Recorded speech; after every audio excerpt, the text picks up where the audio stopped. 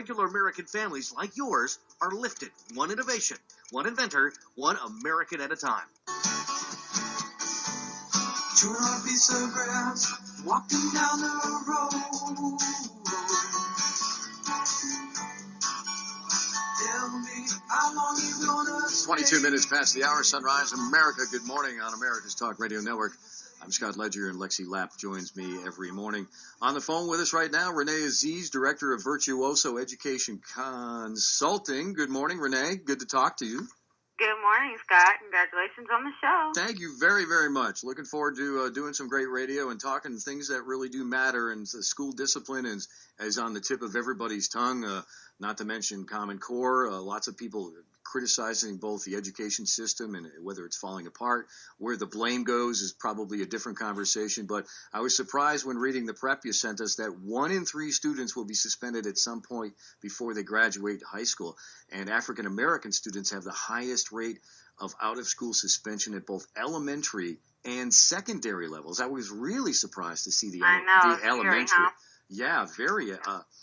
First, a little background on how you got into this, and give us a little background on what you do. And I know your website is virtuosoed.com. Give us a little background, Renae.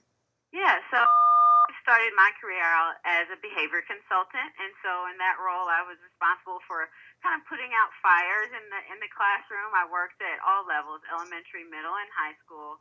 And then I returned to school and got a graduate degree in school psychology, and was really interested in helping schools be more preventative in their approach to educating children, both from an academic and a disciplinary standpoint. Did that for a while, and then I started working at the state level. So I worked for the Department of Education here in Indiana, training teachers and administrators statewide on best practices, and that eventually led me to start Virtuoso Education Consulting. And so we are a professional development firm that really supports districts and schools to meet the needs of all students through a series of trainings on various topics. So we stay busy.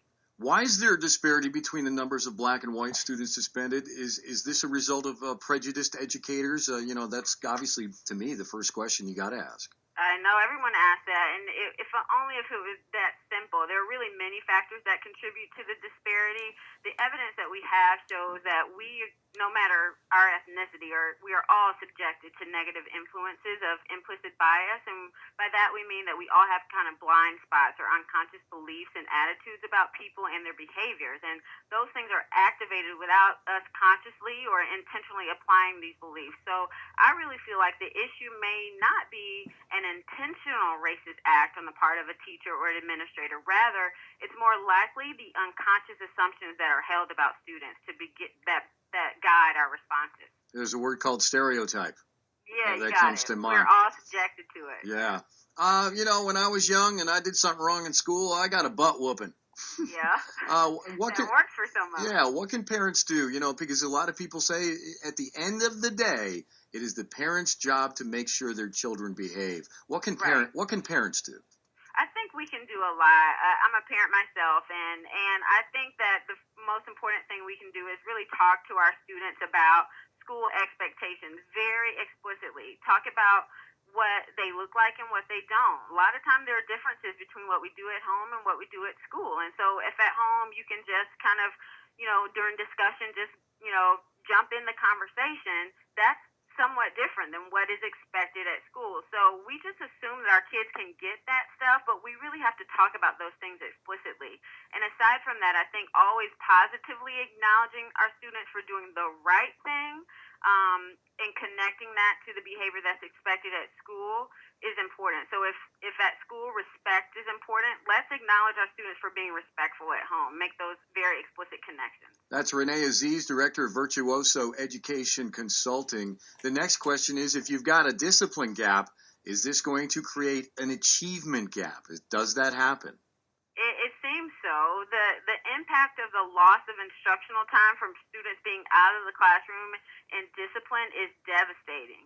So we know when students are out of school for suspension, their achievement levels drop. our older students have higher rates of dropping out of school, and all of that can even lead to juvenile delinquency, or what we call the school to prison pipeline. So until we can get a handle on the discipline gap, the achievement gap will continue, I think.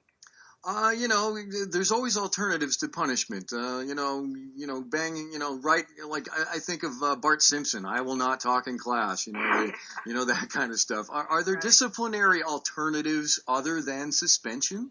Absolutely. I'm glad you asked that. That's what we really focus on building at Virtuoso Education with districts. The best medicine is always prevention. You think about it's much better to take care of your teeth before you have to go to the dentist. And so we think that with students too. Let's not just worry about suspension. What can we do beforehand? So at Virtuoso, we train schools on a framework called culturally responsive positive behavior interventions and support.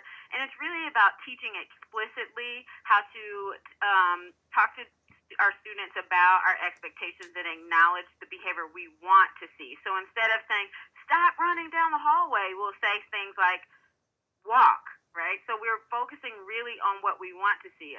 Sometimes it's those subtleties that we don't really pay attention to. And the other important thing that is relevant to prevention is, as teachers, because we're all subjected to this stereotype or subconscious bias, we really have to work on developing cultural competency within all educators, I think.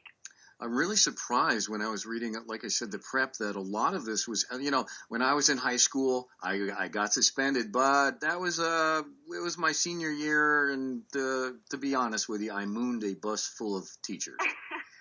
Okay, and I'm not kidding. I got 3 days out of school. My mom said, "What'd you get suspended for?" And I said, "Do you really want to know?" And she said, "Yes." And I told her, and she. That was one of those senior pranks. Yeah, that was more of a senior prank. It wasn't really a discipline problem. Listen, let's get the website, social media contacts. Where can an administrator or a school person get in touch with you, or a parent? What's the best way to get in touch with you? Yeah, so we're all over. Predominantly, our website is virtuosoed.com, and you can find us on Facebook. We have a Facebook page, Virtuoso Education Consulting, and I try to keep an active Twitter, and that's Virtuoso Education. So we're always glad to give some ideas to both educators and parents alike. Well, I found you engaging, and I think that's what students need to do and teachers need to do, is get engaged with each other and get connected. Renae, it's been a pleasure speaking with you. You have a great day, and I hope we'll talk again, okay? Okay, thanks, guys. You got it. That is Renae Azziz. Check her out at the website was virtuosoed.com. And make sure you check it out. Almost at the bottom of the hour, going to news for some of our affiliates. I'm Scott Ledger. That's Lexi Lapp. This is Sunrise America on America's Talk Radio Network.